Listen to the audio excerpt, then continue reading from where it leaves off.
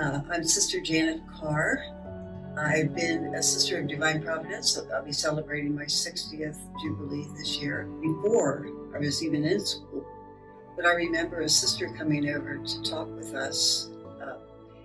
Had no idea who she was really, but as I looked at her and as she left us and walked up the steps to go into the school, I remember distinctly thinking, that's who I want to be. I attended St. Francis de Sales School in Newport, had the sisters all through grade school, then Our Lady of Providence in high school. And I just loved being around them because they were always so comfortable to be with and seemed very happy and fulfilled in what they were doing. I didn't enter to become a teacher or a nurse or, to be a sister. I do remember 2 times where I distinctly had a discernment where not a different direction, but a different path that really made a difference, I think, in the places where I've been in my life. And one was after I got my degree in elementary education, of course. After that, I began to go to Xavier University for my master's degree in elementary education. But I took a theology course there and loved it so much. So instead of pursuing a master's in elementary education, it was able to change my direction to pastoral ministries. The big surprise of my life was being elected to our general council.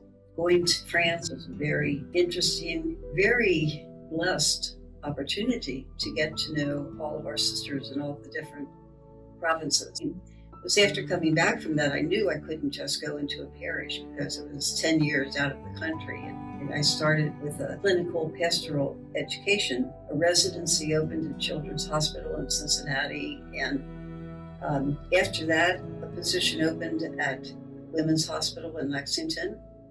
So that started me on a path which I never expected in my life, in hospital ministry.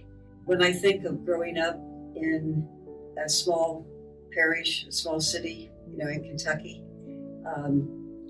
and from there, the opportunities that I've had for study, to meet so many different people, for travel, so enriching.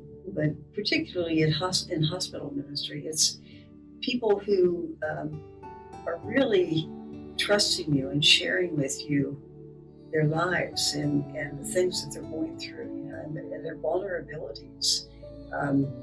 To be in a death situation with the family and they've trusted you to be there, sharing that with them, or young women or women who are in formation, and sharing their life and their concerns or feelings about things.